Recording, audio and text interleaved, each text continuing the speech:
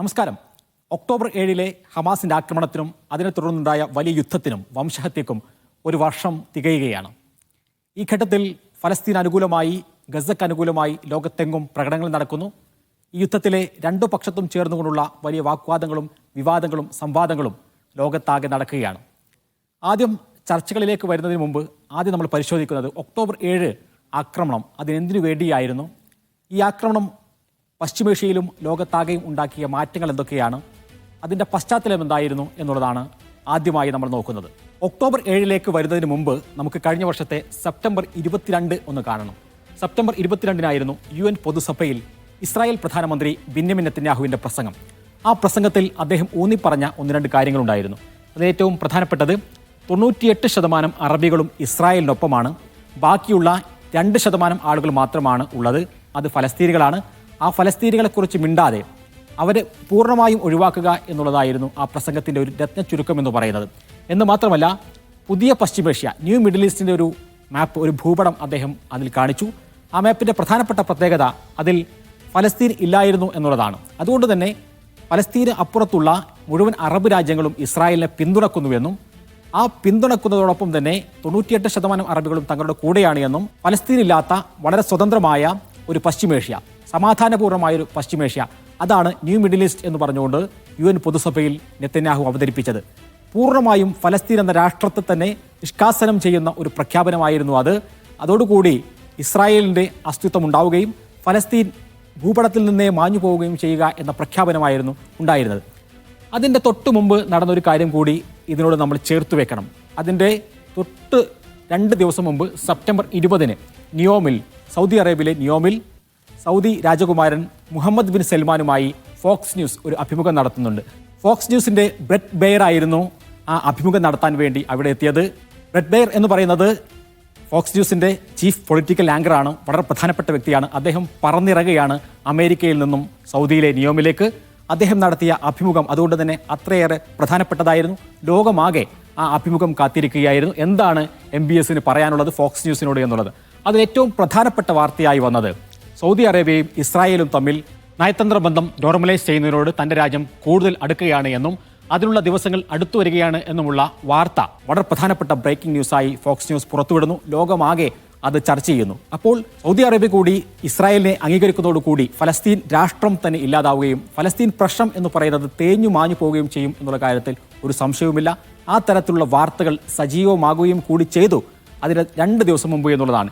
ഈ അഭിമുഖം വന്നതിൻ്റെ തൊട്ടുടനെ തന്നെ ഇസ്രായേൽ പ്രധാനമന്ത്രി നെതന്യാഹു ഫോക്സ് ന്യൂസിനോട് സംസാരിക്കാൻ ആഗ്രഹം പ്രകടിപ്പിക്കുന്നു. തൊട്ടുടനെ തന്നെ ഫോക്സ് ന്യൂസ് നെതന്യാഹുവുമായും അഭിമുഖം നടത്തുന്നു. ഇതുകൂടി സെറ്റിൽ ചെയ്തതിന് ശേഷമാണ് UN പൊതുസഭയിൽ ഇസ്രായേൽ പ്രധാനമന്ത്രി ബെന്യാമിൻ നെതന്യാഹു സംസാരിക്കുന്നത്. ഇതൊന്ന്. ഇനി വളരെ പ്രധാനപ്പെട്ട മറ്റൊരു കാര്യം, അതിന് മാസങ്ങൾക്ക് മുമ്പ് 2023 തന്നെ ഏപ്രിൽ 4 അൽ-അഖ്സ മസ്ജിദ് എന്ന് പറയുന്നത് വളരെ പ്രധാനപ്പെട്ട ഇടമാണ്. മുസ്ലിങ്ങൾ അവരുടെ 3ാമത്തെ പുണ്യ ദേവാലയമായി കാണുന്ന ഇടമാണ്. മസ്ജിദ് അൽ-അഖ്സയിൽ ഇസ്രായേലിൻ്റെ വലിയ അധിനിവേശം ഉണ്ടാകുന്നു. അവരെ മുസ്ലിം വിശ്വാസികളെ അങ്ങോട്ട് കയറാൻ അനുവദിക്കാതിരിക്കുന്നു. വലിയ സംഘർഷങ്ങൾ ഉണ്ടാകുന്നു. 100 ആളുകൾ ആ സംഘർഷങ്ങളിൽ കൊല്ലപ്പെടുന്നു.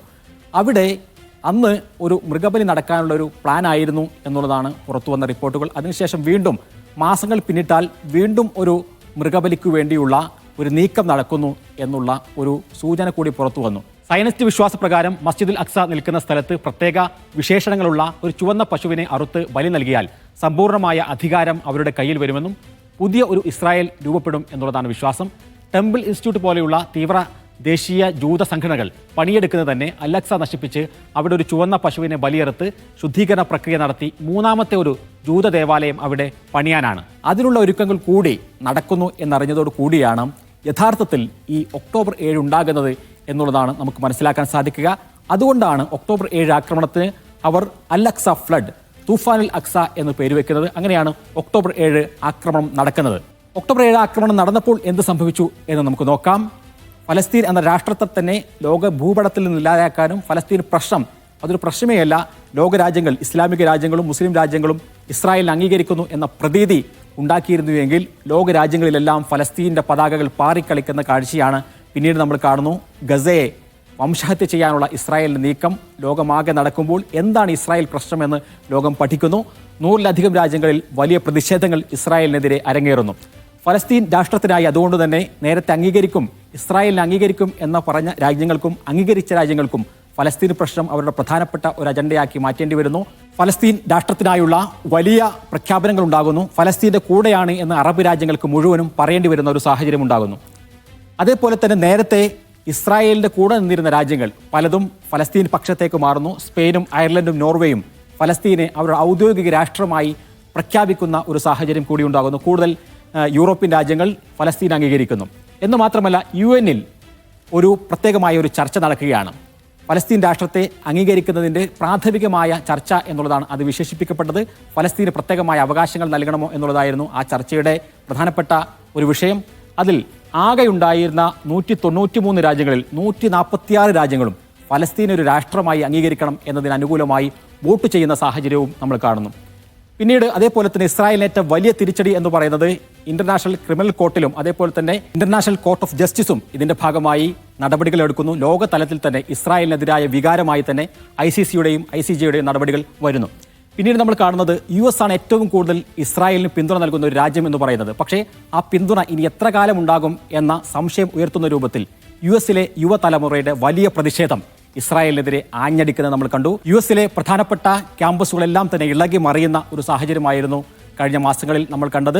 US-ലെ വളരെ പ്രധാനപ്പെട്ട തലമുറ, അതായത് 18 വയസ്സ് മുതൽ 35 വയസ്സ് വരെയുള്ള തലമുറയിലെ വലിയ ശതമാനം 60% വരുന്നവർ ഇസ്രായേലിനെതിരായ നിലപാടെടുക്കുന്നു. US ഇസ്രായേലിന് ഫണ്ട് ചെയ്യാൻ പാടില്ല എന്ന നിലപാടിലേക്ക് വരുന്നു എന്നുള്ളതായിരുന്നു ഈ ഒരു കാലത്ത് നമ്മൾ കണ്ടത്. അതുകൊണ്ട് തന്നെ ഇസ്രായേലിൻ്റെ അമേരിക്കൻ പിന്തുണ വരും കാലയളവിൽ എത്രയുണ്ടാകും എന്നതിനെ പോലും സംശയിക്കാവുന്ന തരത്തിലേക്ക് കാര്യങ്ങൾ മാറി. മറ്റൊന്ന് ഇസ്രായേലിൻ്റെ തന്നെ അസ്തിത്വവുമായി ബന്ധപ്പെട്ടുകൊണ്ടുള്ള പ്രശ്നമാണ്. ഈ യുദ്ധം ആരംഭിച്ചതിന് ശേഷം ഇസ്രായേലിനുള്ളിൽ വലിയ സംഘർഷങ്ങൾ ഉണ്ടാകുന്നു, വലിയ പ്രതിഷേധങ്ങൾ ഉണ്ടാകുന്നു. നെതന്യാഹുവിനെതിരെ എല്ലാ ദിവസവും ടെലവീവിലും ജെറുസലേമിലും ഹൈഫയിലുമെല്ലാം വലിയ പ്രതിഷേധങ്ങൾ ഉണ്ടാകുന്നു. ഏറ്റവും പ്രധാനപ്പെട്ട കാര്യം 50,000-ലധികം വരുന്ന ആളുകൾ ഈ രാജ്യത്ത് ജീവിക്കാൻ പറ്റില്ല എന്നറിഞ്ഞുകൊണ്ട് വിദേശ രാജ്യങ്ങളിലേക്ക് കുടിയേറി പാർത്തു, തിരിച്ചുപോയി എന്നുള്ളതാണ് ഏറ്റവും പ്രധാനപ്പെട്ട കാര്യം. അതോടൊപ്പം തന്നെ ഇസ്രായേലിൻ്റെ സാമ്പത്തിക സ്ഥിതി മോശമാകുന്നു. വലിയ രൂപത്തിലുള്ള തിരിച്ചടികൾ ഇസ്രായേലിനുണ്ടാകുന്നു. എന്ന് മാത്രമല്ല ഇസ്രായേൽ എന്ന് പറയുന്ന രാഷ്ട്രത്തിൻ്റെ അസ്തിത്വം തന്നെ എത്ര കാലം ഉണ്ടാകും എന്ന് ലോകതലത്തിൽ തന്നെ ചർച്ച ചെയ്യുന്നു. ഇതൊരു അധിനിവേശ രാജ്യമാണ് എന്ന തിരിച്ചറിവിൽ നിന്നും അല്ലെങ്കിൽ ഈ രാജ്യത്തിന് നിലനിൽക്കാൻ സാഹചര്യമുണ്ടോ എന്ന തരത്തിലുള്ള ചർച്ചകൾ വരെ ഉയർന്നു വരുന്നു. അപ്പോൾ സ്വാഭാവികമായും ഒക്ടോബർ 7 ആക്രമണത്തിന് ശേഷം നിരവധി പേർ കൊല്ലപ്പെട്ടിട്ടുണ്ട് എന്ന് നമുക്കറിയാം. ഗസയിൽ 50,000-ഓളം ആളുകൾ കൊല്ലപ്പെടുന്നു. വിവിധ തലങ്ങളിൽ വലിയ തിരിച്ചടികൾ ഉണ്ടാകുന്നു, നേതാക്കൾ കൊല്ലപ്പെടുന്നു. ഇതെല്ലാം ഉണ്ടാകുമ്പോഴും ഫലസ്തീൻ രാഷ്ട്രം എന്ന ആത്യന്തികമായ പ്രശ്നത്തെ ഉയർത്തിക്കൊണ്ടുവരുന്നതിൽ ഒക്ടോബർ 7-ഉം അതിനുശേഷമുണ്ട സംഭവവികാസങ്ങളും എത്രത്തോളം പ്രധാനമാണ് എന്ന് നമുക്ക് തിരിച്ചറിയാൻ സാധിക്കും.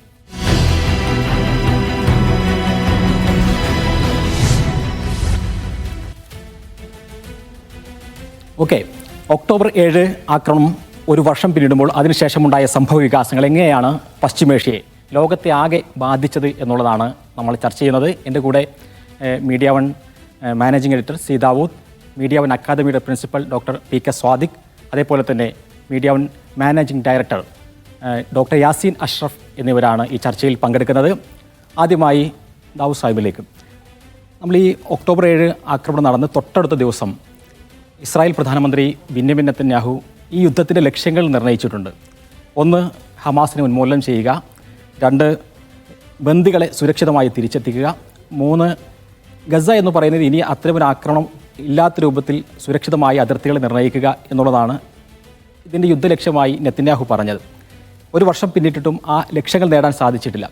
പക്ഷേ ഇപ്പോൾ കേരളത്തിലടക്കം സോഷ്യൽ മീഡിയയിലൊക്കെ നടക്കുന്ന ചർച്ച, ഇത്രയേറെ ആളുകൾ കൊല്ലപ്പെട്ടതിന് ശേഷം, ഹിസ്ബുള്ളയെ അടിച്ചമർത്തിയതിന് ശേഷം, പേജർ വാക്കി ടോക്കി പോലെയുള്ള ആക്രമണങ്ങൾ നടന്നതിന് ശേഷം, ഹിസ്ബുള്ളയുടെയും ഹമാസിൻ്റെയും പ്രമുഖ നേതാക്കളെയൊക്കെ കൊലപ്പെടുത്തിയതിന് ശേഷവും ഇങ്ങനെ ഇസ്രായേൽ തോൽക്കുകയാണ്, ഗസ അതിജീവിക്കുന്നു, ജയിക്കുന്നു എന്നൊക്കെ പറയുന്നത് എത്രത്തോളം യുക്തിസഹമാണ് എന്നൊരു ചർച്ചയും ഉയർന്നു വരുന്നു. എങ്ങനെയാണ് അതിനോട് പ്രതികരിക്കുക? അല്ല, അതിൽ നമ്മളൊരു ഇപ്പം സുഹൈൽ പറഞ്ഞല്ലോ, നെതന്യാഹു 3 ലക്ഷ്യങ്ങൾ വാർ ടാർഗറ്റ്സ് ആയിട്ട് 3 ലക്ഷ്യങ്ങൾ പറഞ്ഞു വന്നത്. അതല്ലാതെയും നെതന്യാഹുവും അവിടുത്തെ വേറെ ചില മന്ത്രിമാരും പറഞ്ഞൊരു കാര്യമുണ്ട്, ഗസയെ ഒരു ഡെസേർട്ടഡ് ഐലൻഡാക്കി മാറ്റും എന്ന് പറഞ്ഞിട്ടുണ്ട്. മനുഷ്യരില്ല, ആളില്ലാ ദ്വീപാക്കി മാറ്റും എന്ന് പറയുന്നുണ്ട്. അപ്പം ആക്ച്വലി എന്താണ് ലക്ഷ്യം എന്നുള്ള കാര്യത്തിൽ അവ്യക്തതയാണ് ഇസ്രായേലിനുള്ളത്. പല സന്ദർഭങ്ങളിൽ, പല പ്രഭാഷണങ്ങളിൽ, പല ഇസ്രായേലി മിനിസ്റ്റേഴ്സ് പല കാര്യങ്ങൾ പറയുന്നുണ്ട്. അതിലേറ്റവും കോമൺ ആയിട്ട് വരുന്ന കാര്യം സുഹൈൽ പറഞ്ഞ ഒന്നാണ് ഹമാസിനെ ഇല്ലാതാക്കുക എന്നുള്ളത്. അപ്പോൾ ഹമാസിനെ ഇല്ലാതാക്കുക എന്ന് പറഞ്ഞാൽ ഹമാസിനെ ഇല്ലാതാക്കുക എന്നൊരു വാക്ക്, ഒരു പ്രയോഗമുണ്ട്. പക്ഷേ യഥാർത്ഥത്തിൽ എന്താണ് ഹമാസിനെ ഇല്ലാതാക്കുക എന്ന് പറഞ്ഞാൽ?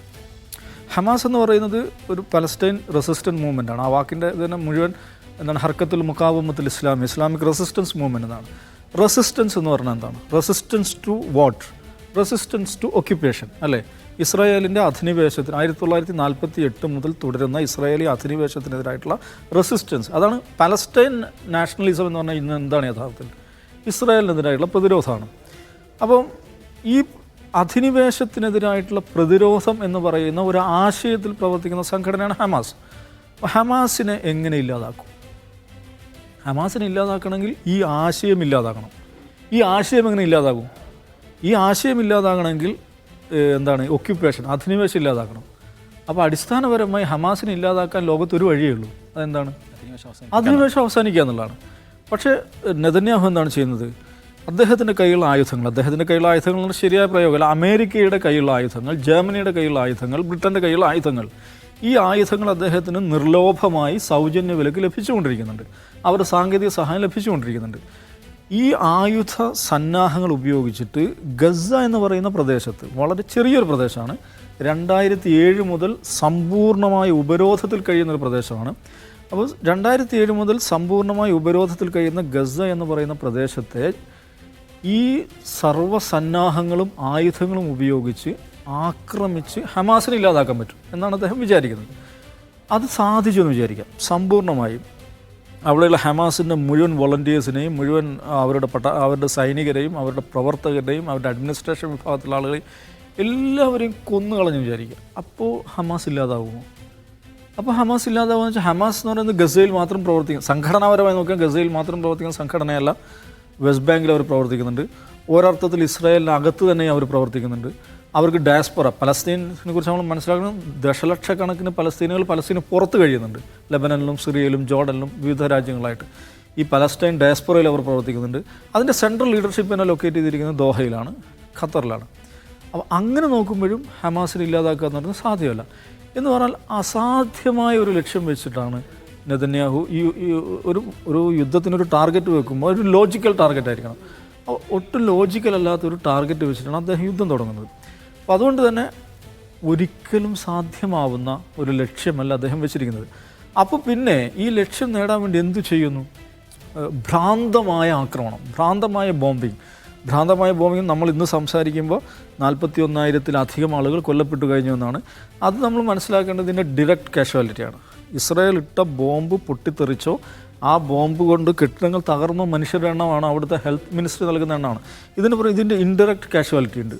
എന്ന് പറഞ്ഞാൽ ഉപരോധത്താൽ, യുദ്ധത്താൽ, പട്ടിണി, രോഗം, വേണ്ടത്ര ചികിത്സ കിട്ടാതെ അങ്ങനെ ഉണ്ടായുള്ള ലാൻസെറ്റ് എന്ന് പറയുന്ന ഈ ലോകത്തെ ഏറ്റവും പ്രധാനപ്പെട്ട മെഡിക്കൽ ജേണൽ അവർ 1,00,000 ആ നിലയ്ക്ക് നോക്കുകയാണെങ്കിൽ ഇതിൻ്റെ കാഷ്വാലിറ്റി 1,00,000 കടന്നു കഴിഞ്ഞതാണ്. അപ്പോൾ ലോകചരിത്രത്തിൽ എന്ന് പറയാൻ പറ്റില്ല, മനുഷ്യരാശിയുടെ ചരിത്രത്തിൽ തന്നെ ഇത്രയും കുറഞ്ഞ ഒരു പ്രദേശത്ത്, ഇത്രയും ചെറിയൊരു പ്രദേശത്ത്, ഇത്രയും കുറഞ്ഞ നാളിൽ ഇട്ട ബോംബുകൾ ഉപയോഗിച്ച ആയുധങ്ങൾ എടുത്ത് നോക്കിക്കഴിഞ്ഞാൽ മനുഷ്യരാശിയുടെ ചരിത്രത്തിലെ ഏറ്റവും മാരകമായ ആക്രമണമാണ് ഈ ഒരു 365 ദിവസമായി നടന്നത് എന്നുള്ളതാണ്.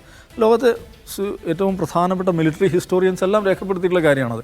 എന്ന് പറഞ്ഞാൽ 2ാം ലോക മഹായുദ്ധത്തിൽ 6 വർഷം കൊണ്ട് ജർമ്മനി എന്ന് പറയുന്ന മഹാരാജ്യത്ത് ഇട്ട ബോംബിൻ്റെ 3 ഇരട്ടി ബോംബുകളാണ് ഈ ഒരൊറ്റ ഗസ യുദ്ധത്തിൻ്റെ ഏതാണ്ട് പകുതി എത്തിയപ്പോഴാണ് ഈ 6 മാസമാണ് കണക്കുകൾ പ്രസിദ്ധീകരിക്കുന്നത്. അപ്പോൾ മനുഷ്യരാശിയുടെ ചരിത്രത്തിൽ ഏറ്റവും മാരകമായ ആക്രമണമാണ്. പക്ഷേ നോക്കൂ, ഇന്ന് ഇതിൻ്റെ 1 വർഷം തികയുന്ന സമയത്ത് ഇന്ന് നമ്മൾ കേൾക്കുന്ന വാർത്ത എന്താണ്? ഹമാസിൻ്റെ M19 റോക്കറ്റുകൾ ടെലവീവിൽ പതിക്കുന്നതായിട്ടാണ്. അപ്പം നമ്മൾ നേരത്തെ പറയുന്നു ഹമാസിനെ തകർക്കുക എന്ന് പറയുമ്പോൾ അതൊരാശയം ഉള്ളതാണ്.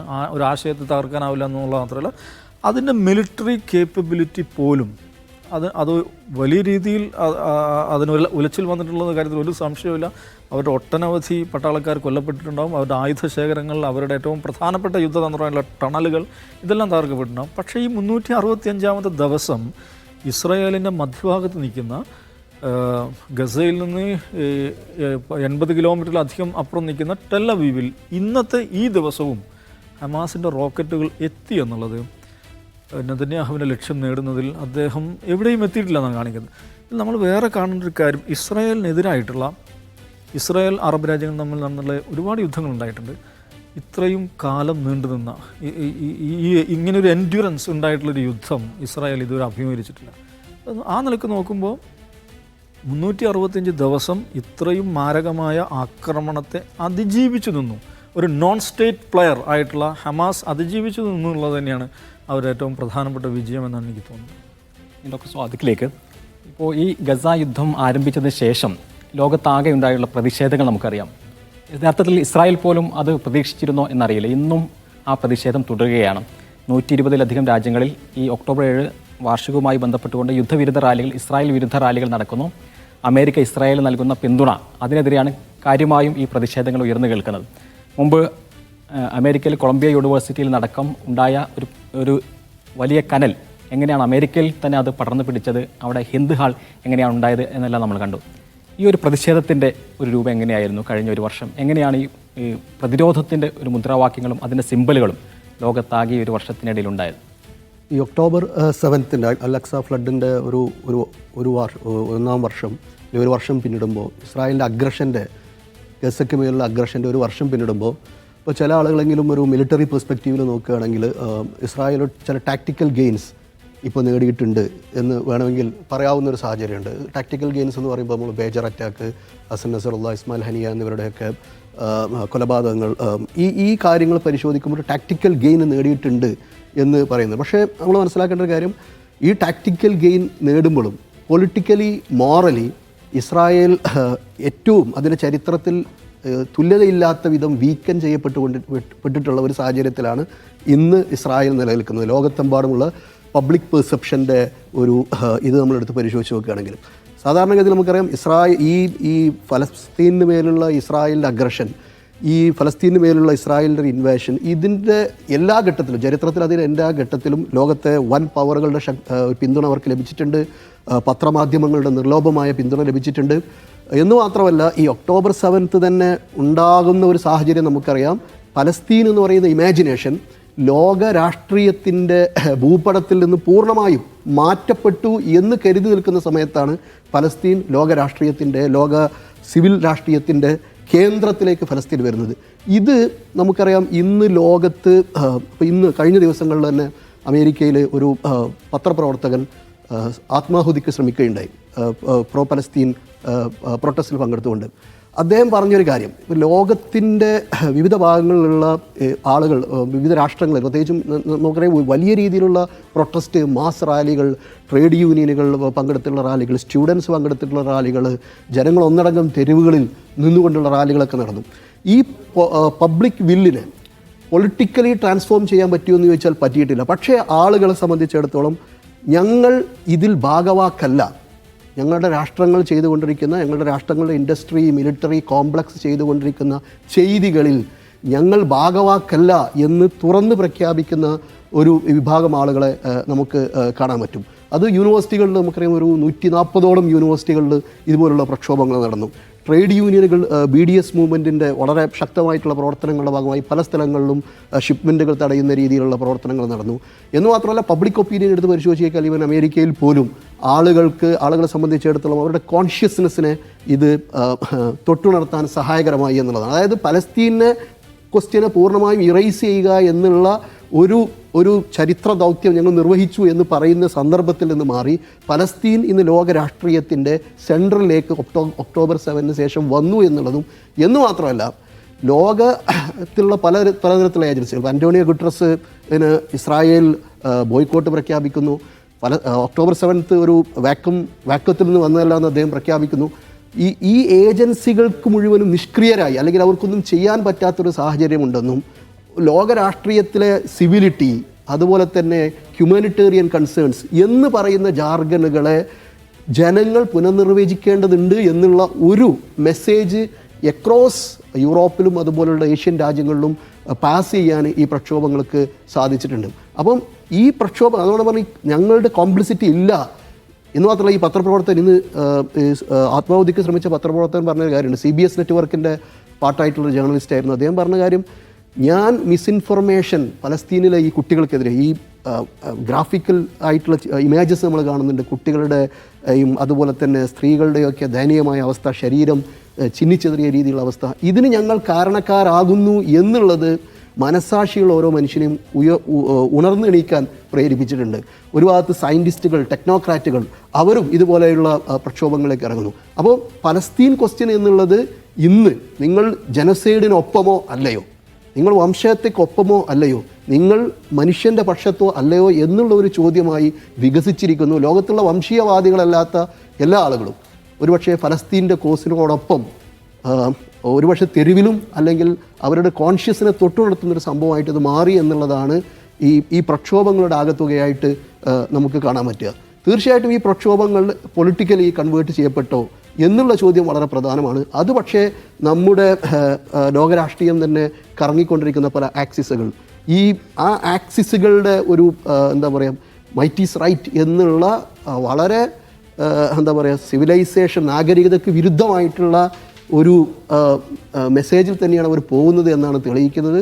പക്ഷേ ഈ ജനങ്ങളുടെ വില്ല് അത് കൺവേർട്ട് ചെയ്യപ്പെടും എന്നുള്ളത് ചരിത്രത്തിൻ്റെ ഒരു നിയമമായതുകൊണ്ട് തന്നെ ഒക്ടോബർ 7 ആ അർത്ഥത്തിൽ ഫലസ്തീൻ എന്ന ഇമാജിനേഷന് രാഷ്ട്രങ്ങളുടെ ഒരു ലോകത്തിൻ്റെ സെൻട്രലിലേക്ക് വീണ്ടും എത്തിച്ചു എന്നുള്ളതാണ് യാഥാർത്ഥ്യം.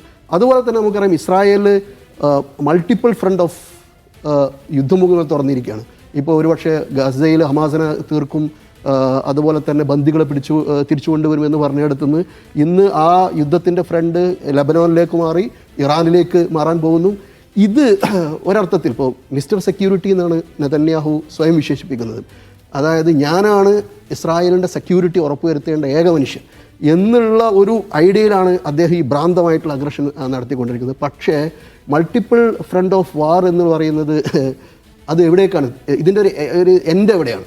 ഇറാൻ കഴിഞ്ഞാൽ വീണ്ടും അടുത്തൊരു സെക്യൂരിറ്റി ത്രെറ്റ് ഇസ്രായേലിനുണ്ടാവും. അപ്പോൾ ഇതിൻ്റെ ഒരു എൻഡ് എവിടെയാണ്? ഇത് ഒരുപക്ഷെ ഒരു ലൂപ്പിൽ കയറിയതുപോലെ എന്ന് പറയുന്ന ഒരാളുകൾക്ക് ഇതിൻ്റെ ഒരു എൻഡ് എവിടെയാണെന്ന് പറയാൻ പറ്റാത്ത രീതിയിലുള്ളൊരു സാഹചര്യം സംജാതമായിരിക്കുന്നു. അത് ഇസ്രായേലിനകത്ത് പോലും, ഇപ്പോൾ പറയാം ഇസ്രായേലിനകത്തുനിന്ന് പോലും ആളുകൾ പുറത്തേക്ക് പോകാൻ നിൽക്കുന്നു. കാരണം സെക്യൂരിറ്റി, അവരുടെ ഒരു എക്സിസ്റ്റൻസ് എന്നുള്ളത് നിരന്തരം ചലഞ്ച് ചെയ്യപ്പെട്ടുകൊണ്ടിരിക്കുന്ന ഒരു സാഹചര്യം സംജാതമായിരിക്കുന്നു എന്നുള്ളതാണ്. രണ്ട്, മോറലി എത്തിക്കലി എങ്ങനെയാണ് ജനങ്ങൾ അഭിമുഖീകരിക്കുക? മൈറ്റ് ഈസ് റൈറ്റ് എന്നുള്ള ആ ഒരു പ്രയോഗം മാറ്റി നിർത്തിയാൽ ഒരു ഹ്യൂമനിറ്റേറിയൻ കൺസേണിൽ മനുഷ്യരെങ്ങനെ അഭിമുഖീകരിക്കും എന്നുള്ളത് ഒരു ഇസ്രായേലി പൗരൻ്റെ കൂടി, സാധാരണ ലിബറൽ നോഷനൊക്കെ പിന്തുടരുന്ന ഒരു ഇസ്രായേലി പൗരൻ്റെ കൂടി ചലഞ്ചായി മാറിയിരിക്കുന്ന ഒരു സാഹചര്യം. പ്രത്യേകിച്ച് നമ്മൾ മനസ്സിലാക്കണം, സിയോണിസ്റ്റ് മൂവ്മെൻറ്റുകൾക്ക് ഒരു തരത്തിലുള്ള ലെജിറ്റിമസി ഉണ്ടായിരുന്ന ഒരു ക്രമമായിരുന്നു. ഇന്ന് പക്ഷേ യൂണിവേഴ്സിറ്റികൾക്ക് അടുത്ത് വളരെ ശക്തമായിട്ടുള്ള ആൻറ്റി സെമിറ്റിക് ലോകളുള്ള സ്ഥലങ്ങളിൽ പോലും മറ്റു രീതിയിലുള്ള നരേഷൻസ് വന്നുകൊണ്ടിരിക്കുന്നു. ഡോക്ടർ യാസീൻ അഷ്റഫ് സാർ കൂടി നമ്മുടെ കൂടെയുണ്ട്. ഈ യുദ്ധം എന്ന് പറയുന്നത് സാധാരണ കൺവെൻഷണൽ ആയുധങ്ങൾ ഉപയോഗിച്ചുകൊണ്ടുള്ള ഒരു യുദ്ധം മാത്രമല്ല, ഒരു നരേറ്റീവിൻ്റെ ഒരു യുദ്ധം കൂടിയാണ്, ഇൻഫർമേഷൻ വാർ കൂടിയാണ്. ഈ വാറിൽ രണ്ട് നരേറ്റീവ് ഏറ്റുമുട്ടുമ്പോൾ സ്വാഭാവികമായും മുഖ്യധാര മാധ്യമങ്ങൾ, ലോകതലത്തിലുള്ള മുഖ്യധാര മാധ്യമങ്ങളെല്ലാം തന്നെ ഇസ്രായേലിൻ്റെ നരേറ്റീവുമായി ഒത്തുചേർന്ന് പോകാനാണ് കഴിഞ്ഞ ഒരു വർഷം ശ്രമിച്ചത്. പക്ഷേ അതിനെല്ലാം അതിജീവിച്ചുകൊണ്ട് ലോകതലത്തിൽ വലിയ പ്രതികരണങ്ങൾ ഉണ്ടാകുന്നു. പക്ഷേ എങ്ങനെയാണ് ലോക മാധ്യമങ്ങൾ ഈ ഒരു വർഷത്തെ കണ്ടത് എന്ന് യാസീൻ സാർ? ഒക്ടോബർ 7, 2023 ഒരു ചരിത്രത്തിലെ ഒരു വഴിത്തിരിവാണ് എന്ന് എല്ലാവരും പറയാറുണ്ട്. ചരിത്രത്തിൽ എന്ന് പറഞ്ഞാൽ ശരിക്ക് അത് ലോക സംഭവങ്ങളിൽ മാത്രമല്ല, ലോക മാധ്യമങ്ങളുടെ ചരിത്രത്തിലും അതൊരു വഴിത്തിരിവാണ്.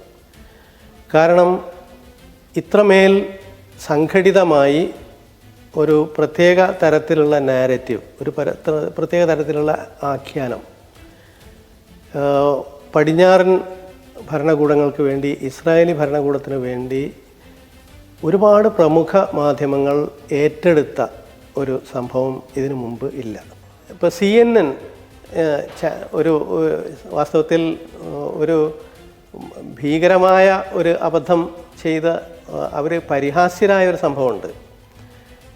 ഈ ഗസയിൽ ഹോസ്പിറ്റലുകൾ ആക്രമിക്കാൻ ഇസ്രായേൽ സേന പറയുന്ന ന്യായം ഹോസ്പിറ്റലിൻ്റെ അടിയിലും അതിൻ്റെ അടിയിലുള്ള ടണലുകളിലൊക്കെ ഹമാസ് പോരാളികൾ ഉണ്ട്, ഹമാസ് ഭീകരർ എന്നാണല്ലോ അവർ പറയാം ഉണ്ട്. അവരുടെ കമാൻഡ് സെൻ്ററൊക്കെ അതിൻ്റെ അടിയിലാണ്, അൽഷിഫ ഹോസ്പിറ്റലിൻ്റെ അടിയിലാണ് കമാൻഡ് സെൻറ്റർ എന്നൊക്കെ അവർ പ്രചരിപ്പിച്ചിട്ടുണ്ടായിരുന്നു.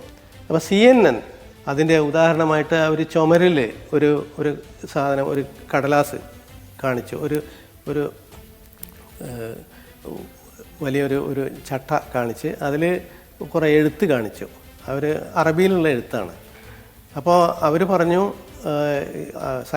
സൈനികർ പറഞ്ഞു, ഇത് ഹമാസിൻ്റെ പ്ലാനാണ്, അതിൽ മുകളിൽ എഴുതിയിട്ടുള്ള ഒക്ടോബർ 7 നടക്കുന്നത് എന്നൊക്കെ പറയുന്ന അതിൻ്റെ പ്ലാനാണ് എന്ന് പറഞ്ഞ് പിന്നെ അവർ ഷിഫ്റ്റ്, ഇവർ നേതൃത്വം കൊടുക്കുന്ന ആളുകളുടെ പിന്നെ ഇവിടെ പ്രവർത്തിക്കുന്നവരുടെ ജോലിയുടെ ഷിഫ്റ്റിൻ്റെ ഒരു പട്ടികയാണ് നിങ്ങളാ കാണുന്നത് എന്ന് പറഞ്ഞിട്ടൊരു സാധനം കാണിച്ചു. പക്ഷെ വാസ്തവത്തിൽ അത് ഒരു കലണ്ടറായിരുന്നു. ആ കലണ്ടറിൽ ഉള്ള അറബിയിൽ എഴുതിയത് പിന്നെ ദിവസങ്ങളുടെ പേര്, പിന്നെ ഞായറാഴ്ച തിങ്കളാഴ്ച എന്നുള്ളതിൻ്റെ അറബി പേരുകളാണ് അതിലുണ്ടായിരുന്നത്. പക്ഷെ അത് ഇങ്ങനെ പറഞ്ഞപ്പോൾ CNN അത് മുഴുവൻ റെക്കോർഡ് ചെയ്തു എന്ന് മാത്രമല്ല, അത് അതേപടി അവർ വാർത്തയാക്കുകയും ചെയ്തു. അതിൻ്റെ തമാശ എന്താണെന്ന് വെച്ചാൽ, ഈ സംഗതി IDF, അതായത് ഇസ്രായേലി സേന പുറത്ത് വിടുമ്പോൾ തന്നെ അതിനെപ്പറ്റി ഒരു മറുവശം ചില ആളുകൾ അന്വേഷിക്കുകയും അവർ കണ്ടെത്തുകയും ഇത് അവർ ഈ പിന്നെ കലണ്ടറിൽ ഉള്ളത് ശരിക്കും ആഴ്ചകളുടെ ദിവസങ്ങളുടെ പേരാണ് എന്ന് കണ്ടെത്തുകയും അക്കാര്യം സോഷ്യൽ മീഡിയ വഴി പുറത്തുവിടുകയും ചെയ്തിരുന്നു. പക്ഷെ CNN അതിനേക്കാളും വിശ്വാസം ഇസ്രായേലി സേനയാണ്. അവരത് വിശ്വസിച്ച് അത് ടെലികാസ്റ്റ് ചെയ്തു. അത് പിറ്റേന്ന് ടെലിവിഷനിൽ വന്നു, ടെലിവിഷനിൽ കാണിച്ചു. അത് തെറ്റായിരുന്നു ഓഫ് കോഴ്സ്, പക്ഷേ അവർ ശരിയെന്നുള്ള നിലയ്ക്ക് കാണിച്ചു. വന്നതിന് ശേഷം, ടെലിവിഷനിൽ വന്നതിന് ശേഷം പിന്നീട് അത് അവരുടെ തന്നെ സ്റ്റാഫ്, CNN തന്നെ ഒരു ഫലസ്തീനി ആയിട്ടുള്ള ഒരു ജീവനക്കാരൻ ഇത് അറബി വായിച്ചിട്ട് പറഞ്ഞു, ഇത് വെറും ദിവസങ്ങളുടെ പേര് മാത്രമാണ്, വേറെ മറ്റൊന്നും അതിലില്ല, നമ്മളെ വാർത്ത തെറ്റാണ് എന്ന് പറഞ്ഞിട്ട് ഇൻറ്റേർണലായിട്ടുള്ള ഒരു അറിയിപ്പ് കൊടുത്തു ഈ അവരുടെ എഡിറ്റർക്ക്. പക്ഷേ എഡിറ്റർ അത് തിരുത്തിയില്ല. പിന്നെ ഓൺലൈനിൽ വന്നപ്പോഴും ഇതേ സംഗതി അങ്ങനെ തന്നെ വന്നു.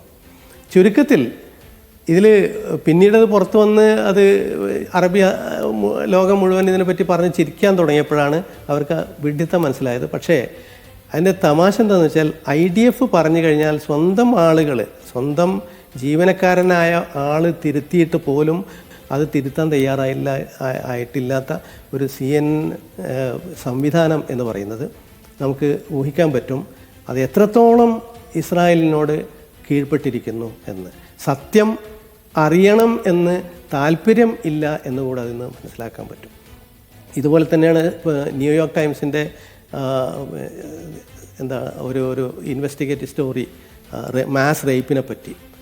അത് തീർച്ചയായിട്ടും അവർ ഇസ്രായേൽ സൈന്യത്തിന് വേണ്ടി ഉണ്ടാക്കിയതാണെന്നുള്ളത് ഉണ്ടാക്കിയ രീതി തന്നെ ഉണ്ടാകാറ്. മാത്രമല്ല അതിൽ 3 റിപ്പോർട്ടർമാരാണ് ഉണ്ടായിരുന്നത്.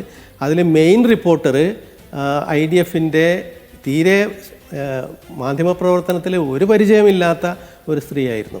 അവർ IDFൻ്റെ ഭാഗമായിരുന്നു ഒരു കാലത്ത്. പിന്നീട് ഇതിനു വേണ്ടി ന്യൂയോർക്ക് ടൈംസ് അവരെ വിളിക്കുകയാണ് ചെയ്തത്. അപ്പോൾ നോക്കുക എത്ര ഭീകരമാണ് ഇസ്രായേലിനോടുള്ള ഈ വിധേയത്വം എന്ന്. അതായത് സാധാരണ നമ്മൾ ഒരാളെ ഒരു സ്റ്റോറി കൊടുക്കുകയാണെങ്കിൽ അയാൾക്ക് ജേർണലിസത്തിൽ പരിചയമുണ്ടോ, അത്യാവശ്യം പരിചയമുണ്ടോ എന്തെങ്കിലും നോക്കുമല്ലോ. ഇതതുപോലും നോക്കാതെ IDFൻ്റെ ആളെ മുൻകൂട്ടി അവർ തീരുമാനിച്ചു വെച്ച സ്റ്റോറിക്ക് അനുകൂലമായിട്ട് ഒരു ഇൻവെസ്റ്റിഗേറ്റീവ് സ്റ്റോറി ചെയ്തു എന്ന് വരുത്താൻ വേണ്ടി ചെയ്യുകയാണ് ചെയ്തത്. അത് പിന്നീട് ധാരാളം മാധ്യമങ്ങൾ, ഇൻഡിപെൻഡൻറ്റ് ഏജൻസികളൊക്കെ ആംനസ്റ്റിയും മറ്റും അടക്കം അത് ഡിബങ്ക് ചെയ്തിട്ട് പോലും അവരത് തിരുത്തിയിട്ടില്ല പരസ്യമായിട്ട്. പക്ഷേ അവർ പിന്നീട് അത് ആവർത്തിച്ചില്ല. അത് പിന്നെ അവരുടെ മുഖ്യ സ്റ്റോറിയായിട്ട് അവർ പിന്നെ കൊണ്ടു നടന്നില്ല എന്നുള്ളത് ശരിയാണെങ്കിലും ഒരിക്കലും അവരത് പിൻവലിക്കുകയോ തിരുത്തുകയോ ചെയ്തിട്ടില്ല. ഈ BBC-യുടെ കാര്യത്തിൽ ഒരുപാട് ഇതുപോലുള്ള സംഗതികൾ ഉണ്ടായിട്ടുണ്ട്. ഇപ്പോൾ ഒരു ഫലസ്തീനെ ആളുകളെ വിളിച്ച് ചോദിക്കുമ്പോൾ ഉടനെ തന്നെ നമ്മൾ നേരത്തെ പറഞ്ഞ പോലെ ഡു യു കണ്ടം ഹമാസ് എന്ന ചോദ്യമാണ് ആദ്യം വരിക. അത് ഒരിക്കൽ പലസ്തീൻ അംബാസഡർ, വെസ്റ്റ് ബാങ്കിലെ പലസ്തീൻ അംബാസഡർ ഉണ്ട്, അദ്ദേഹത്തോട് ചോദിക്കുന്നുണ്ട്.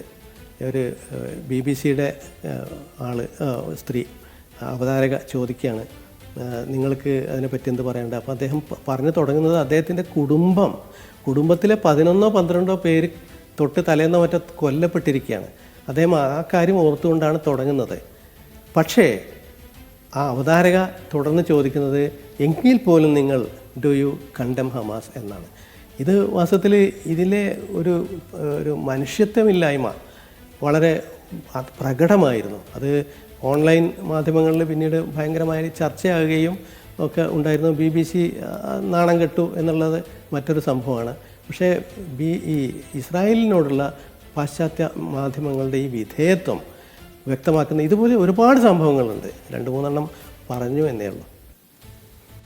അതെ, മാധ്യമ ഇൻഡസ്ട്രിയും അതേപോലെ തന്നെ മിലിറ്ററി ഇൻഡസ്ട്രിയൽ കോംപ്ലക്സും അമേരിക്കൻ ഭരണകൂടവും എല്ലാവരും ചേർന്നുകൊണ്ടുള്ള ഈ യുദ്ധം ഇങ്ങനെ ഒരു വർഷം മുന്നോട്ട് പോകുമ്പോൾ ഇതിൻ്റെ ഒരു ഭാവി എന്തായിരിക്കും എന്നടക്കമുള്ള കാര്യങ്ങളിലേക്ക് നമുക്ക് വരാം.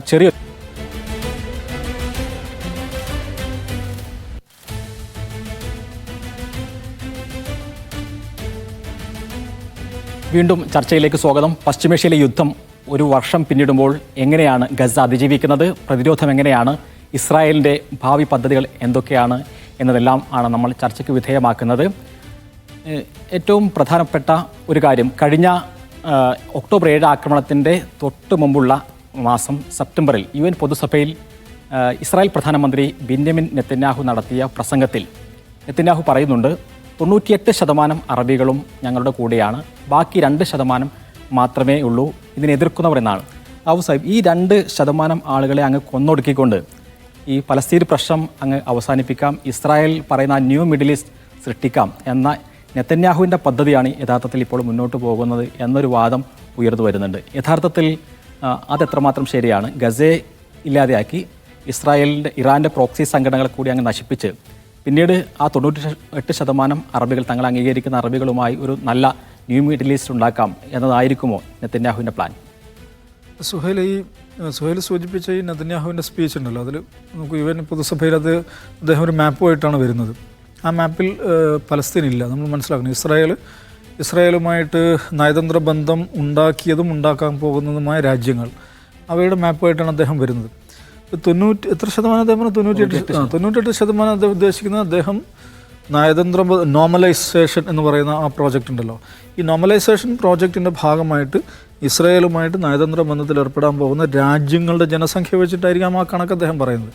പക്ഷേ അതിൽ കാണേണ്ട കാര്യം, ഇസ്രായേലുമായിട്ടുള്ള നോർമലൈസേഷൻ എന്ന് പറയുന്നത് അറബ് പബ്ലിക് ഇതുവരെ അംഗീകരിച്ചൊരു കാര്യമല്ല. പല അറബ് ഭരണകൂടങ്ങളും അതുമായിട്ട് ചേർന്ന് നിൽക്കുകയോ അത്തരം നീക്കങ്ങൾ നടത്തുകയോ ചെയ്യുന്നുണ്ട്. അപ്പം അറബ് പബ്ലിക്കും അറബ് എസ്റ്റാബ്ലിഷ്മെൻറ്റും തമ്മിൽ എന്താണ് ബന്ധം എന്ന് ചോദിച്ചാൽ അത് പ്രത്യേകിച്ചൊരു ബന്ധമില്ല. അറബ് പബ്ലിക് വേറൊരു ദിശയിലും അറബ് എസ്റ്റാബ്ലിഷ്മെൻറ്റ് മറ്റൊരു ദിശയിലും സഞ്ചരിച്ചുകൊണ്ടിരിക്കുക. അതൊരു രാഷ്ട്രീയ യാഥാർത്ഥ്യമാണ്, അറബ് ലോകത്തിൻ്റെ രാഷ്ട്രീയ യാഥാർത്ഥ്യമാണ്.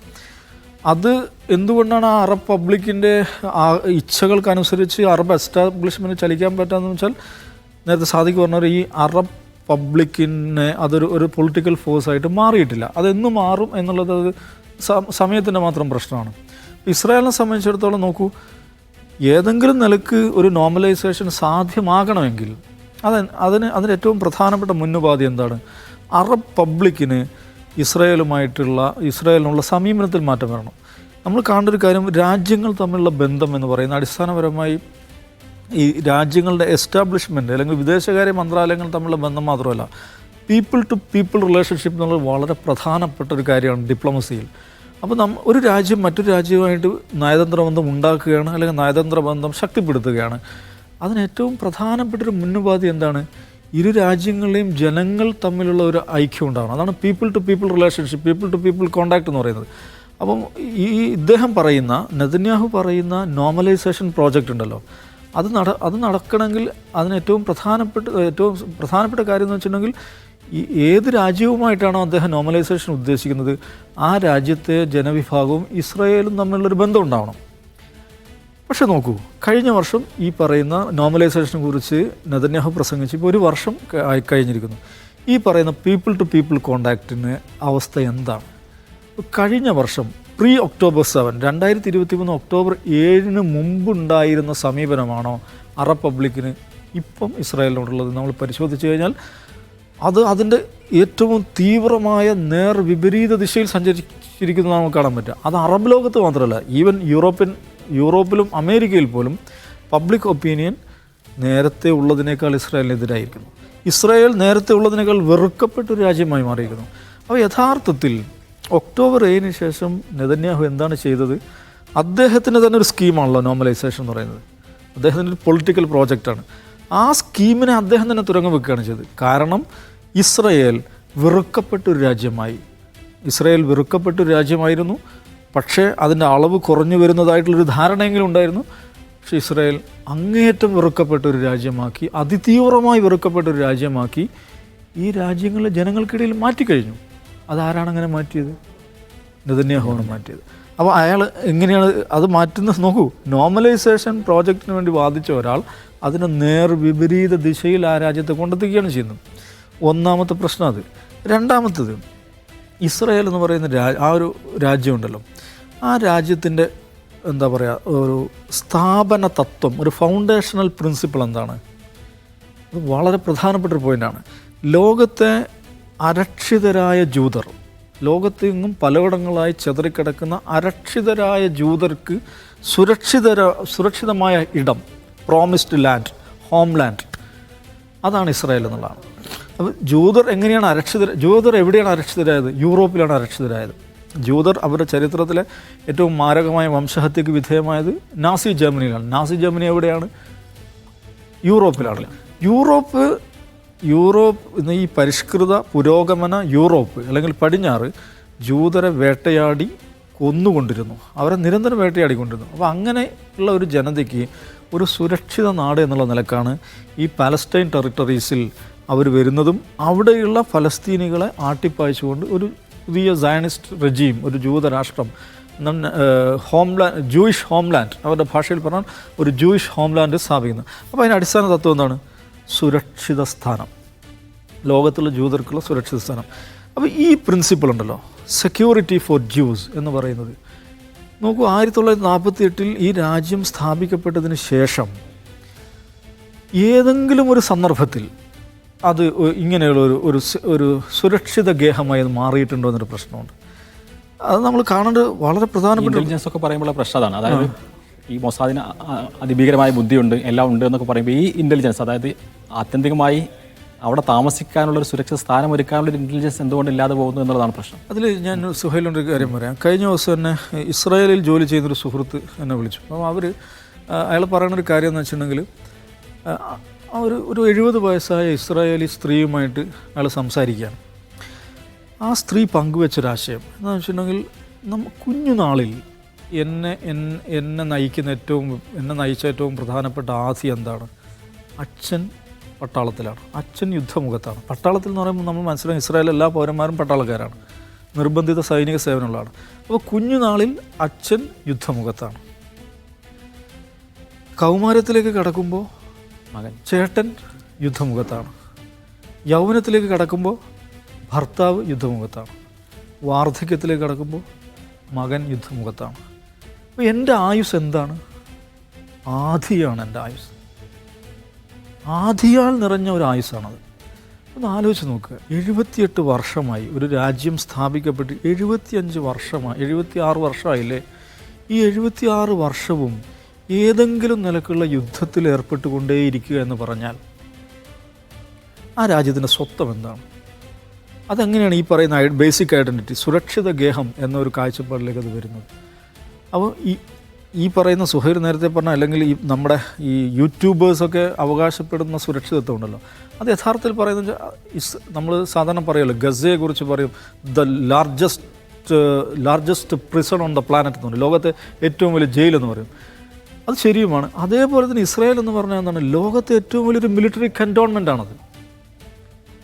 ലോകത്തെ the largest military cantonment on the planet എന്ന് പറയാവുന്ന ഒരു എസ്റ്റാബ്ലിഷ്മെൻ്റാണ് ഇസ്രായേൽ. അതിനൊരു രാജ്യം എന്ന് പറയുന്നത് സാങ്കേതികമായി മാത്രമേ ശരിയാവുള്ളൂ. കാരണം പല വിധത്തിലുള്ള സൈനിക സംവിധാനങ്ങളിലൂടെ മിലിറ്ററി ഹാർഡ്വെയറും സോഫ്റ്റ്വെയറും ഉപയോഗിച്ചുകൊണ്ട് നിലനിൽക്കുന്ന ഒരു മിലിറ്ററി കൻറ്റോൺമെൻ്റ് ആണത്. ആ ഒരു മിലിറ്ററി കൻറ്റോൺമെൻറ്റിനകത്ത് കഴിയുമ്പോൾ ഒരാൾക്കുണ്ടാകുന്ന സുരക്ഷിത ബോധമുണ്ടല്ലോ, അതിലപ്പുറം ഒരു രാജ്യം എന്ന നിലക്ക് ഒരു രാജ്യത്തെ സംബന്ധിച്ചിടത്തോളം ഏറ്റവും പ്രാഥമികമായ അതിൻ്റെ നിർവചനത്തിൽ വരേണ്ട ഒരു സംഗതി എന്താണ്? അതിനൊരു ഫിക്സഡ് ബൗണ്ടറി ഉണ്ടായിരിക്കണം എന്നുള്ളതാണ്. ഈ 76 വർഷത്തിനിടയിൽ ഒരു ഫിക്സഡ് ബൗണ്ടറി, നിർണിതമായ ഒരു അതിർത്തിയുള്ള ഒരു രാജ്യമാണ് ഞങ്ങൾ എന്ന് ഇസ്രായേലിനും പറയാൻ പറ്റും. ഈ ദിവസം വരെയും ഇസ്രായേലിന് നിർണിതമായ അതിർത്തി ആയിക്കഴിഞ്ഞിട്ടില്ല. വെസ്റ്റ് ബാങ്കിൽ ലക്ഷക്കണക്കിന് ആളുകൾ, ഇസ്രായേലി പൗരന്മാർ, കുടിയേറ്റ സെറ്റിലേഴ്സ് താമസിക്കുന്നുണ്ട്. അത് ഇസ്രായേലി അതിർത്തിക്ക് അകത്താണോ പുറത്താണോ? അവർ ഇസ്രായേലി പൗരന്മാരാണ്, പക്ഷെ അത് ഒരു അന്താരാഷ്ട്ര മാനദണ്ഡപ്രകാരം ഇസ്രായേലി അതിർത്തിക്ക് അകത്തല്ല, അവർ ഗ്രീൻ ലൈൻ അപ്പുറത്താണ് താമസിക്കുന്നത്. ഗോലാൻ ഹെയ്റ്റ്സ്, അതിൻ്റെ ഐഡൻറ്റിറ്റി എന്താണ്? അതിൻ്റെ നിയമപരമായുള്ള സാധ്യത എന്താണ്? ഇങ്ങനെ നോക്കിയാൽ 76 വർഷമായിട്ടും സ്വന്തം ബൗണ്ടറി ഫിക്സ് ചെയ്യാൻ പറ്റാത്ത അവരുടെ ഫൗണ്ടേഷണൽ പ്രിൻസിപ്പിളായിട്ടുള്ള സുരക്ഷിത ഗേഹം, ലോകത്തെങ്ങുമുള്ള ജൂതരുടെ സുരക്ഷിത ഗേഹം എന്ന് പറയുന്ന ആ ഒരു ഫൗണ്ടേഷണൽ പ്രിൻസിപ്പിൾ മീറ്റ് ചെയ്യാൻ പറ്റാത്ത രാജ്യം. എന്നിട്ട് ഈ 76 വർഷമായിട്ട് ഇന്ന് ഇസ്രായേലിൽ നടക്കുന്ന ഏറ്റവും പ്രധാനപ്പെട്ട ചർച്ച ചെയ്തത്, നേരത്തെ സുഹൈൽ അതിനെക്കുറിച്ച് സൂചിപ്പിക്കുകയുണ്ടായി. How far? ഇസ്രായേൽ എത്ര കാലം? നമുക്ക് 76 വർഷമായിട്ടും ഒരു രാജ്യത്തെ ഏറ്റവും പ്രധാനപ്പെട്ട, ആ രാജ്യത്തെക്കുറിച്ച് ഏറ്റവും പ്രധാനപ്പെട്ട ചർച്ച എന്താണ്? നമ്മൾ എത്ര കാലം എന്നുള്ളതാണ്. ഈ പറയുന്ന ഒക്ടോബർ 7 ശേഷം, ഈ ഒക്ടോബർ 7 2023 ഒക്ടോബർ 7 ഏറ്റവും വലിയ പ്രത്യേകത എന്താണെന്ന് വെച്ചിട്ടുണ്ടെങ്കിൽ, നമുക്ക് ഫലസ്തീനികൾ കൂട്ടത്തോടെ കൊല ചെയ്യപ്പെടുന്നു, 10,000-കണക്കിന് ആളുകൾ കൊല്ലപ്പെടുന്നു, രോഗികൾ, കുഞ്ഞുങ്ങൾ, സ്ത്രീകൾ, UN വർക്കേഴ്സ്, ഹെൽത്ത് വർക്കേഴ്സ്, ജേർണലിസ്റ്റുകൾ, ആശുപത്രികൾ, സ്കൂളുകൾ, കിൻഡർ ഗാർട്ടനുകൾ എല്ലാം തകർക്കപ്പെടുന്നു. ആളുകൾ, ഫലസ്തീനികൾ മരിച്ചു വീഴുന്നു. അപ്പോഴും എവിടെയാണ് ഫലസ്തീൻ എന്ന് പറയുന്ന ഭാവന, സ്വതന്ത്ര ഫലസ്തീൻ എന്ന് പറയുന്ന ആ ഒരു ഭാവന ഉയർന്നു നിൽക്കുകയും ഇസ്രായേൽ എന്ന് പറയുന്ന ഭാവന അത് ചരിത്രത്തിൽ ഏറ്റവും മാരകമായ വെല്ലുവിളി നേരിടുകയും ചെയ്യുന്ന അതിവിചിത്രമായ ഒരു വൈരുദ്ധ്യമാണ് നമ്മൾ കാണുന്നത്. നമുക്കൊരു രാജ്യം അതിൻ്റെ എല്ലാവിധ സംവിധാനങ്ങളും, അതിൻ്റെ എന്ന് പറയുന്നത് ശരിയല്ല, ലോക വൻശക്തികളുടെ സഹായത്തോടെ ഈ ഭൂമിയിൽ ലഭ്യമായിട്ടുള്ള എല്ലാ സൈനിക സന്നാഹങ്ങളും ഉപയോഗിച്ച് ഒരു ജനതയെ അടിച്ചമർത്തി നിർത്തുമ്പോഴും ഈ അടിച്ചമർത്തപ്പെടുന്ന ജനതയുടെ ഭാവന ശക്തമായി നിൽക്കുകയും ഈ സർവശക്തമായി നിൽക്കുന്ന രാജ്യം അതിൻ്റെ ഭാവിയെക്കുറിച്ച ഭാവനകൾ, അതിൻ്റെ ഭാവിയെക്കുറിച്ചുള്ള ആലോചനകൾ അത് ഒരുതരം അവ്യക്തതയിൽ തുടരുകയും ചെയ്യുന്ന ഒരു വിചിത്രമായ കാഴ്ചയാണ് നമ്മൾ കാണുന്നത്. ശരിക്കും പറഞ്ഞാൽ ഈ രാഷ്ട്രീയമായിട്ടുള്ളൊരു മുന്നേറ്റത്തിലേക്ക് പ്രകടനങ്ങളടക്കം എത്തുന്നുണ്ടോ എന്നുള്ളതാണ്. ഇപ്പോൾ പ്രധാനമായും കഴിഞ്ഞ ദിവസങ്ങളിൽ വന്ന ഒരു കാര്യം, ഫ്രഞ്ച് പ്രസിഡന്റ് ഇമ്മാനുവൽ മാക്രോൺ പറയുന്നു ഇനി ആയുധം തരില്ല, ആരും കൊടുക്കരുത്. ബ്രിട്ടീഷ് പ്രധാനമന്ത്രി കീർ സ്റ്റാമർ പറയുന്നു ഇനി ജനസൈഡുമായി ബന്ധപ്പെട്ടുകൊണ്ടുള്ള ചർച്ചകൾ വന്നാൽ അല്ലെങ്കിൽ കേസ് വന്നാൽ ഞങ്ങൾ അതിനെ പിന്തുണക്കും എന്ന തരത്തിലുള്ള പ്രസ്താവനകളിലേക്ക് വരുന്നു. അപ്പോൾ മാറ്റത്തിലേക്ക് തന്നെയാണ് പോകുന്നത്. ഇസ്രായേലിന് രാഷ്ട്രീയമായും തിരിച്ചടികളുടെ കാലമായിരിക്കും ഈ നില തുടർന്നാൽ എന്ന് തന്നെയല്ല അതിൽ നിന്ന് നമുക്ക് മനസ്സിലാകും. തീർച്ചയായിട്ടും നേരത്തെ അതാണ് സൂചിപ്പിച്ചത്. ഇസ്രായേൽ നേടിയിട്ടുള്ള ഈ ഒരു മൈറ്റിൻ്റെ പുറത്തുള്ള ഈ ഒരു ശക്തി പ്രകടനം, പക്ഷേ നമുക്കറിയാം മൈറ്റ് ഒരു പാരഡോക്സിക്കൽ മൈറ്റാണ്, പാരഡോക്സിക്കൽ ടാക്ടിക്കൽ ഗെയിനാണ് ചെയ്തത്. ഞങ്ങൾ അവിടെ അക്രമം നടത്തി, പേജർ അറ്റാക്ക് നടത്തിയെന്ന് പറയുമ്പോഴും ലോകത്ത് മുഴുവനും ഭീതി പരത്തുകയാണ് ചെയ്തത്. കാരണം മനുഷ്യൻ ഇത്രയും സുഗമമായി കൊണ്ടു നടക്കുന്ന ഒരു ടെക്നോളജി ആയുധമാക്കി മാറ്റാം എന്ന് ഏത് രാജ്യത്തിനും ചിന്തിക്കാം. സാധാരണ ഒരു മിനിമം ഓട്ടോമൊബൈൽ എഞ്ചിനീയറിംഗ് ഒക്കെ അറിയുന്ന ഒരാൾക്ക് ചെയ്യാവുന്ന കാര്യമാണ്. പക്ഷേ അത് ചെയ്യാതിരിക്കുക എന്ന് പറയുന്നത് സിവിലിറ്റിയുടെ ലക്ഷണമാണ്. ഈ സിവിലിറ്റിയുടെ ലക്ഷണം ലോകത്ത് ഇസ്രായേലിനെ കുറിച്ച് മുമ്പുണ്ടായിരുന്ന വലിയൊരു നെറേറ്റീവ് എന്തായിരുന്നു ചോദിച്ചാൽ, വളരെ സെൻസിബിൾ ഭരണാധികാരികളും വളരെ മര്യാദക്കാരായ ആർമിയും എന്നുള്ളൊരു നെറേറ്റീവ് ഉണ്ടായിരുന്നു.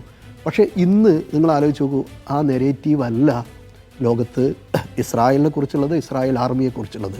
ഏറ്റവും വേഴ്സ്റ്റായിട്ടുള്ള, ഏറ്റവും ബ്രൂട്ടലായിട്ടുള്ള, ഇവിളിൻ്റെ ഏറ്റവും ബ്രൂട്ടൽ ഫോം പ്രാക്ടീസ് ചെയ്യുന്ന ഒരു ഭരണകൂടവും ആർമിയുമായിട്ട് ഇന്ന് ലോകത്ത്, പ്രത്യേകിച്ചും പുതിയ ജനറേഷൻ, പല പോൾ സർവേകളൊക്കെ പറയുന്നത് ഒരു 30 താഴെയുള്ള ജനറേഷൻ ഇസ്രായേലിനെ കാണുന്നു. ഇസ്രായേൽ രൂപീകരിക്കാൻ, അറബ് ഈ വെസ്റ്റ് ഏഷ്യയിൽ ഇസ്രായേൽ രൂപീകരിക്കാനുള്ള ഒരു സാധ്യത അവർക്ക് നൽകിയിരുന്നത് ഹോളോകാസ്റ്റിൻ്റെ അനുഭവങ്ങളും അതിൻ്റെ ആ ഒരു ഞെട്ടിപ്പിക്കുന്ന യാഥാർത്ഥ്യമാണ് ലോകത്ത് ഇസ്രായേൽ സ്ഥാപിതമാവട്ടെ എന്നുള്ളൊരു. പക്ഷേ ആ ഹോളോകാസ്റ്റിനേക്കാൾ വലിയ രീതിയിലുള്ള ജനസൈഡ്, അതിനുപയോഗിക്കുന്ന ആയുധങ്ങൾ, അതിനവരുപയോഗിക്കുന്ന നമ്മുടെ സിവിലിറ്റിയുടെ ഒരു മാനദണ്ഡത്തിലും പെടാത്ത രീതിയിലുള്ള മൊബിലൈസേഷൻ, ഇത് ലോകത്ത് മനസ്സാക്ഷിയുള്ള ആളുകൾ മുഴുവനും ഞങ്ങളിതിൻ്റെ ഭാഗമല്ല എന്നെങ്കിലും പറയാൻ, അതാണ് നേരത്തെ ആത്മാഹുതികൾ ആളുകൾ ചെയ്യുന്നത്, ഞങ്ങളിതിൻ്റെ ഭാഗമല്ല. സോൾജിയേഴ്സും ജേർണലിസ്റ്റുകളാണ് ഏറ്റവും കൂടുതൽ ഈ സെൽഫ് ഇമുലേഷൻ നടത്തിക്കൊണ്ടിരിക്കുന്നത്. കാരണം എന്ന് വെച്ചാൽ പല ഘട്ടങ്ങളിലും ഇത് ശരിയാണ് എന്ന് വിശ്വസിച്ച് പോയവർ സത്യം മനസ്സിലാക്കുമ്പോൾ അവരുടെ കോൺഷ്യസ്നെസ്, അവരുടെ മനസ്സാക്ഷിയുമായി അത് പൊരുത്തപ്പെടാത്ത സാഹചര്യം ഉണ്ടാകുന്നു. ഈ സാഹചര്യം ലോകത്തുള്ള രാഷ്ട്രങ്ങളെ പലതെയും മാറി ചിന്തിക്കാൻ പ്രേരിപ്പിക്കുന്നു. അമേരിക്കയിൽ വലിയ രീതിയിലുള്ള ആയുധങ്ങൾ കൊടുക്കാതിരിക്കാൻ വേണ്ടിയുള്ള മൂവ്മെൻറ്റ് ഉണ്ടാകുന്നു. സാൻ ഫ്രാൻസിസ്കോ യൂണിവേഴ്സിറ്റി അവരുടെ ഇസ്രായേലുമായുള്ള ടൈപ്പുകൾ ഒഴിവാക്കുന്നു.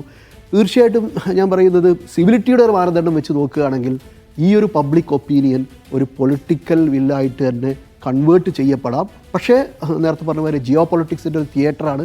ഈ ജിയോ പൊളിറ്റിക്സിൻ്റെ തിയേറ്ററിൽ റെക്ലെസ്സായിട്ട് പോയിക്കൊണ്ടിരിക്കുന്ന ഒരു രാഷ്ട്രത്തിനെ അതിനെ നിയന്ത്രിക്കുന്ന പലതരത്തിലുള്ള ഇൻഡസ്ട്രിയൽ, റേഷ്യൽ, അതുപോലെ തന്നെ മിലിറ്ററി സ്ട്രാറ്റജികൾ, ഇത് ഈ റെക്ലെസ്നെസ്, ഞാൻ നേരത്തെ പറഞ്ഞു യുദ്ധത്തിൻ്റെ ഫ്രണ്ട് പല സ്ഥലങ്ങളിലേക്ക് മാറ്റിക്കൊണ്ടിരിക്കുകയാണ്. ഇത് ഒരുപക്ഷെ താരതമ്യപ്പെടുത്താവുന്ന ഹിറ്റ്ലർ ചെയ്തതുപോലെയാണ്. ഒരു ഭാഗത്ത് റഷ്യയോടും മറ്റൊരു ഭാഗത്ത് പല ഫ്രണ്ടുകളും തുറക്കുക എന്ന് പറയുന്നത് തന്നെ ഒരു തരത്തിൽ ഇവർക്ക് എന്താണ് സംഭവിക്കുന്നതെന്ന് പിടികിട്ടാത്തതാണ്. അപ്പോൾ അതൊരു ഭാഗത്ത് സംഭവിക്കുന്നു. രണ്ട്, ലോകത്ത് പബ്ലിക് ഒപ്പീനിയൻ എതിരായി വരുന്നതിനുള്ള ഈ ഒരു പ്രശ്നം വരുന്നു. അതുകൊണ്ട് തന്നെ ഇത് ഒരു പൊളിറ്റിക്കൽ വില്ലായിട്ട് കൺവേർട്ട് ചെയ്യപ്പെടും. ഒരുപക്ഷെ ഹമാസ് പരാജയപ്പെട്ടാലും അല്ലെങ്കിൽ ഹിസ്ബുള്ള പരാജയപ്പെട്ടാലും മറ്റേതെങ്കിലും സംഘം പരാജയപ്പെട്ടാലും സിവിലിറ്റിയുടെ ഈ മാനദണ്ഡം വെച്ച് നോക്കുകയാണെങ്കിൽ, ചരിത്രത്തിൻ്റെ അനുഭവങ്ങൾ വെച്ച് നോക്കുകയാണെങ്കിൽ ഈ പൊളിറ്റിക്കൽ വില്ല് ഒരുപക്ഷെ പുതിയ രീതിയിലുള്ള ഒരു ഫോർമേഷൻസിലേക്ക് ലോകത്തെ കൊണ്ടെത്തിക്കാൻ തന്നെയാണ് സാധ്യത എന്നാണ് തോന്നുന്നത്. അതുകൊണ്ടാണ് നേരത്തെ പറഞ്ഞതുപോലെ ഈ ആയുധങ്ങളുമായി ബന്ധപ്പെട്ട ഇടപാടുകൾ, സയൻറ്റിഫിക്, ഈവൻ അക്കാഡമിക് രംഗത്ത് നടക്കുന്ന ഈ കൊളാബറേഷൻസിന് എതിരെ വരെ യൂണിവേഴ്സിറ്റികൾക്കകത്തൊക്കെ വലിയ രീതിയിലുള്ള പ്രക്ഷോഭങ്ങൾ പുതിയ തലമുറ നടത്തിക്കൊണ്ടിരിക്കുന്നത്. യാസീൻ സാറിലേക്ക് ഒന്നുകൂടി പോകാം. ഈ ഒരു വർഷത്തെ യുദ്ധം ഈ മാധ്യമരംഗത്തടക്കം ഉണ്ടാക്കിയിട്ടൊരു ഇമ്പാക്റ്റ് എന്താണ്? പ്രത്യേകിച്ചും ഈ നേരത്തെ പറഞ്ഞതുപോലെ തന്നെ സോഷ്യൽ മീഡിയയുടെ പ്രാധാന്യത്തോടു കൂടിയാണ് പലതരത്തിലും ഈ പ്രൊട്ടസ്റ്റുകളെല്ലാം ഉണ്ടാകുന്നത്. പക്ഷേ ഈ മാധ്യമരംഗത്തും പലതരത്തിലുള്ള ഇമ്പാക്റ്റ്, രാഷ്ട്രീയ രംഗത്ത് മാത്രമല്ല മാധ്യമരംഗത്ത് കൂടി ഇതിൻ്റെ ഒരു ഇമ്പാക്റ്റ് ഉണ്ടാക്കും എന്നുള്ള കാര്യം തീർച്ചയാണ്. അതെന്താണ് എന്നുള്ളത് കൂടി ഒന്ന് നോക്കാം. ഒക്ടോബർ 7 മാധ്യമരംഗത്തുണ്ടാക്കിയ ഇമ്പാക്റ്റ് ചെറുതല്ല. ഒന്ന് ഞാൻ പറഞ്ഞു, ഈ വെസ്റ്റേൺ മീഡിയ, അതുപോലെ മെയിൻ സ്ട്രീം മീഡിയ, പിന്നെ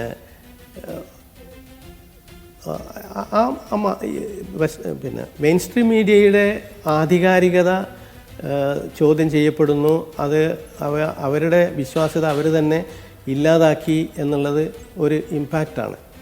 അതുകൊണ്ട് തന്നെ ഒരു ലോക ജനതയ്ക്ക് ഇടയിൽ ഈ മീഡിയയെ പറ്റി ഒരു ഹെൽത്തി സ്കെപ്റ്റിസിസം, ഒരു അവിശ്വാസം ഉണ്ടായി വന്നിട്ടുണ്ട്. അത് നല്ല കാര്യമാണ്. അതുകൊണ്ട് തന്നെ അവരിപ്പോൾ വാർത്തകൾക്ക് വേണ്ടി, ശരിയായ വാർത്തകൾക്ക് വേണ്ടി മറ്റ് മാധ്യമങ്ങളെയാണ് ആശ്രയിക്കുന്നത് എന്നുള്ളത് കണക്കുകൾ കാണിക്കുന്ന കാര്യമാണ്. അത് മാത്രമല്ല, ഈ മീഡിയ ഈ ഇതുപോലുള്ള ശരിയല്ലാത്ത തെറ്റായ പ്രചാരണങ്ങൾ ഏറ്റെടുത്തു. അതിലവർ പരാജയപ്പെട്ടു. ഒരു കണക്കിന് അതിൻ്റെ ഫലമാണ് നമുക്ക് ലോകമെങ്ങും കാണാവുന്ന ഫലസ്തീൻ അനുകൂലമായിട്ടുള്ള, ഇസ്രായേലിന് എതിരായിട്ടുള്ള പ്രകടനങ്ങൾ, പ്രതിഷേധങ്ങൾ, നീക്കങ്ങൾ. ഈ എത്രത്തോളം എന്ന് വെച്ചാൽ ഇപ്പോൾ വെസ്റ്റേൺ മീഡിയയുടെ സ്വന്തം ഉപഭോക്താക്കൾ എന്ന് പറയേണ്ട വെസ്റ്റേൺ യൂറോപ്യൻ ഭരണകൂടങ്ങൾ വരെ ഇസ്രായേലിന് എതിരായി പറയാൻ നിർബന്ധിതരാകുന്ന ഒരവസ്ഥ വന്നിരിക്കുന്നു. ജർമ്മനി അങ്ങനെ പറഞ്ഞു. ബ്രിട്ടനിൽ സ്റ്റാമർ അങ്ങനെ ഒരു പ്രസ്താവന നടത്തിയ, പിന്നെ നെതന്യാഹുവിനും മറ്റും എതിരായിട്ടുള്ള പ്രോസിക്യൂഷൻ നടപടികൾ നമ്മൾ എതിർക്കില്ല എന്ന് പറഞ്ഞു. ഫ്രാൻസിൽ ഇപ്പോൾ മാക്രോൺ അവസാനമായിട്ട് നമ്മൾ കേട്ടു, അദ്ദേഹവും ഇനി കൂടുതൽ ആയുധങ്ങൾ ഇസ്രായേലിന് ഞങ്ങൾ കൊടുക്കില്ല, വേറെ ആരും കൊടുക്കരുത് എന്ന് പറയാൻ, ഇതുപോലെ തീവ്ര വലതുപക്ഷ നേതാക്കൾ എന്ന് അറിയപ്പെട്ടിരുന്ന ആളുകൾ വരെ നിർബന്ധിതരാവുകയാണ് ഇങ്ങനെ പറയാൻ. ഇതിൻ്റെ ഒരു ഇമ്പാക്റ്റാണ് ഈ ഒക്ടോബർ 7 ഉണ്ടാക്കിയ ഒരു ഫലം തന്നെയാണ് വെസ്റ്റേൺ മീഡിയയെ അവിശ്വസിക്കുന്നതിൽ അവരുടെ തന്നെ ഉപഭോക്താക്കൾ മുന്നിൽ നിൽക്കുന്നു എന്നുള്ളത്.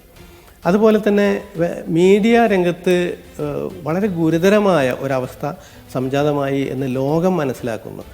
ഐക്യരാഷ്ട്രസഭ സെക്രട്ടറി ജനറൽ അത് പലതവണ പറഞ്ഞിട്ടുണ്ട്.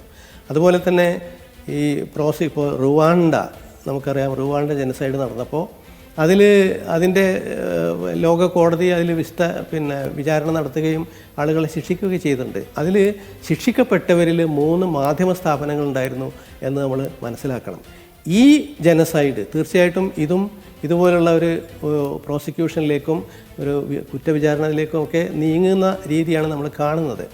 അങ്ങനെയാകുമ്പോൾ തീർച്ചയായിട്ടും ഈ മാധ്യമ സ്ഥാപനങ്ങളുടെ പ്രവർത്തനം വിലയിരുത്തപ്പെടും, അവരും പ്രതികളാക്കപ്പെടേണ്ടി വരും, അവരും ശിക്ഷിക്കപ്പെടേണ്ടി വരും എന്ന് വേണം കരുതാൻ. നീതിയുടെ താല്പര്യം അതാണ്. അപ്പോൾ നീതിയുടെ പുലർച്ചയ്ക്ക് വേണ്ടി ജനങ്ങളുടെ ധാരണകളിൽ വരുന്ന തിരുത്തലുകൾ, അതുപോലെ മാധ്യമങ്ങൾക്ക് ഉള്ള പ്രവർത്തനങ്ങൾ എങ്ങനെ ജനങ്ങളെ ബാധിക്കുന്നു എന്ന തിരിച്ചറിവിൻ്റെ അടിസ്ഥാനത്തിൽ അവരെ ശിക്ഷിക്കുന്ന നടപടികൾ തുടങ്ങിയവയൊക്കെ ഇനി വരാനിരിക്കുന്ന ഇതിൻ്റെ ഫലങ്ങളാണ് എന്ന് പറയാം. അതെ, ഒരു വർഷത്തിനിടയിൽ ഈ യുദ്ധം ഇങ്ങനെ മുന്നോട്ട് പോയപ്പോൾ നിരവധി ആളുകൾ രക്തസാക്ഷിത്വം വഹിച്ചിട്ടുണ്ടെങ്കിലും പലതരത്തിലുള്ള ഇമ്പാക്റ്റ് രാഷ്ട്രീയ രംഗത്ത്, മാധ്യമ രംഗത്ത്, സാംസ്കാരിക രംഗത്ത് എല്ലാം ഉണ്ടായിട്ടുണ്ട്. അത് തുടരുക തന്നെ ചെയ്യും. ഫലസ്തീൻ്റെ ഒരു അസ്തിത്വം, ഗസയുടെ അതിജീവനം, ഫലസ്തീൻ എന്ന പ്രശ്നം അത് ഉയർന്നു തന്നെ നിൽക്കും എന്ന് നമുക്ക് പ്രതീക്ഷിക്കാം. സമയപരിമിതി മൂലം ഇവിടെ അവസാനിപ്പിക്കുകയാണ്. വളരെയധികം നന്ദി ഇത്ര നേരം നമ്മോട് സംസാരിച്ച C Dawood, doctor P K Swadiq, doctor Yaseen Ashraf. വളരെയധികം നന്ദി. Thank U.